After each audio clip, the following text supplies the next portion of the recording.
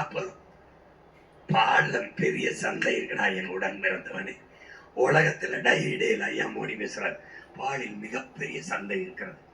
உலகத்திலே தற்சார்பு பொருளாதாரத்தை எவன்றை கையேந்தாது நம்ம வாழ முடியுங்கிறார்.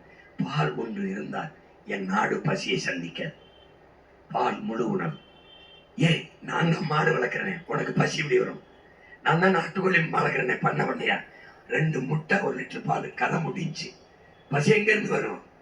எந்த திறம உணவுலையும் கழிவு வராது. என்னை பெற்றவர்களே, என் உடன் பிறந்தார்களே, பழச்சாறு, கரும்பு சாறு, எந்த சாலையும் வராது. பாலில் கழிவு வரும். ஏன்?